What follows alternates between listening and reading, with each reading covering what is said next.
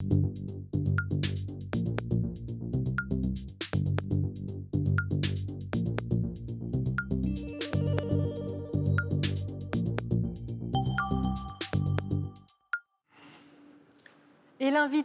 l'invité culture ce soir de Youssef Bouchiki est une fine lame de la littérature, redoutée pour les bons et les mauvais points qu'il distribue le week-end sur France Inter.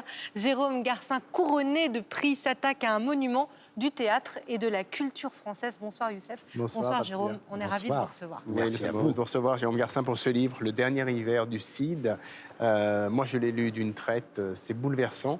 Le Cid, c'est Gérard Philippe. Alors, c'est un acteur, je le rappelle, pour les plus jeunes, d'une trentaine de films. Il a joué dans Fanfan la Tulipe, Le Diable au corps et plein d'autres. Et de théâtre, une vingtaine de pièces de théâtre, notamment Le Cid, qu'il a porté avec éclat au Festival d'Avignon. Il nous a quittés il y a 60 ans. Ce livre est dédié à sa fille, Anne-Marie, qui est votre épouse. Alors, j'ai envie de savoir comment elle a réagi à la lecture de ce livre.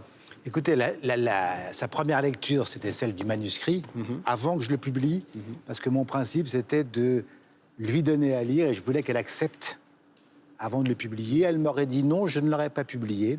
Et donc, elle a lu, ça raconte les 3 derniers mois de la vie, de la courte vie de Gérard Philippe. Et à la moitié du manuscrit, elle m'a appelé en me disant « Écoute, là où j'en suis de ma lecture, je me dis que mon père va s'en tirer. » Et je rappelle qu'il est mort à 36 ans. Et c'est vrai que c'était pour moi une émotion redoublée, parce qu'elle a eu le sentiment que peut-être il y avait l'occasion de le faire revivre un peu plus.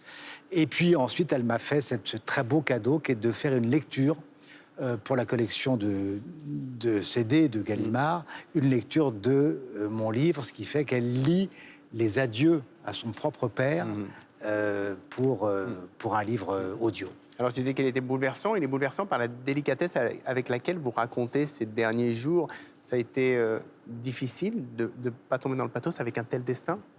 Mais c'est surtout que c'est effectivement les derniers jours, les derniers mois, les dernières semaines de Gérard Philippe, mais que j'ai voulu en faire un livre de vie. Pour moi, c'est un comédien et un homme qui reste incroyablement vivant. Je pense qu'on aurait besoin d'une image comme la sienne aujourd'hui, pour des raisons multiples, syndicales, politiques et artistiques, évidemment. Donc, j'ai pas le sentiment d'avoir écrit un livre funèbre. C'est pas comme ça non plus qu'Anne-Marie l'a lu. Et j'essaye de montrer que ce jeune homme, ce jeune comédien de 36 ans, à l'époque mondialement connu, a des raisons de survivre encore en 2019. Jérôme Garcin, c'est un récit forcément personnel. On se pose toujours des questions quand on va aborder son histoire intime et celle de ses proches. J'imagine que vous portiez ce récit depuis longtemps. Vous disiez que Gérard Philippe était contemporain quelque part. Ça a été quoi le déclic? Qu'est-ce qui vous a dit maintenant, il faut que je l'écrive? Mon sentiment, ce n'était pas l'approche du 60e anniversaire, comme disait Youssef, de sa disparition. C'était le sentiment que j'avais, d'abord, que ça prolongeait mes livres, où je passe mon temps à courir après des vies brèves, en espérant qu'elles sont brèves mais pleines. C'était le cas de l'aveugle Jacques Lucéran, la chute de cheval, de mon propre père, Philippe Garcin, mort à 45 ans, de mon frère jumeau, renversé à 6 ans sous mes yeux par une voiture. Et Gérard était un peu l'aboutissement de cette galerie de vies brèves, avec le sentiment quand même, et j'y reviens, que cet homme, très grand artiste de théâtre et de cinéma, était un homme d'une bienveillance, d'une bonté, d'un altruisme qu'on n'imagine pas aujourd'hui et dont je pense que l'époque a besoin. Un très grand, une vedette du cinéma et du théâtre qui a plus le souci des autres que de lui-même, c'est rarissime.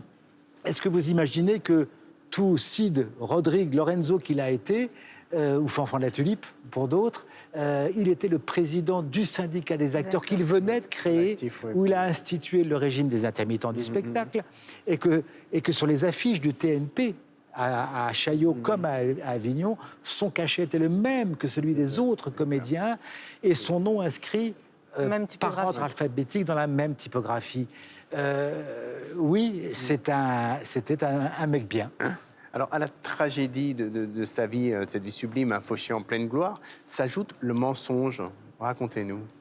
Le mensonge, c'est-à-dire qu'il a été donc au mois de novembre, il devait être opéré de ce qu'on pensait un abcès amibien qu'il aurait attrapé en Amérique latine quand il tournait son dernier film, qui est La fièvre monte à El Pao de Buñuel.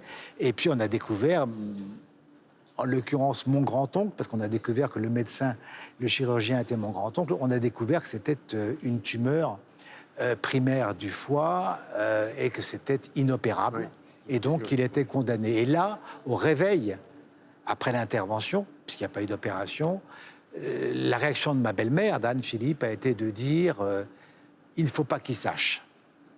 Il faut lui taire qu'il est condamné. Elle lui a donné, c'est vrai, un sursis très bref, quelques jours, quelques semaines, où il a pu rêver des rôles, rêver des pièces, rêver des films, que bien sûr il n'a jamais réalisés. Et c'est un choix que encore certains aujourd'hui lui reprochent, de l'avoir privé de ce dernier combat. Oui, pourtant, vous écrivez qu'à propos d'Anne, elle se demande comment elle va pouvoir jouer la comédie devant un tel comédien. Moi, à la lecture du livre, je me suis dit, elle a joué la comédie, mais est-ce que dans une certaine mesure, il n'a pas joué la comédie aussi? Il savait qu'il était... Vous êtes un très bon lecteur parce que la conviction d'Anne-Marie, la mienne depuis, que je glisse à peine dans le livre, c'est que oui, elle a joué la comédie pour épargner l'homme qu'elle aimait. Et elle pense, et nous pensons tous, que lui-même savait, comme toute personne qui est au bout de son existence, savait qu'il était condamné, mais que pour épargner la femme qu'il aimait, il ne lui a pas dit ce qu'il pensait.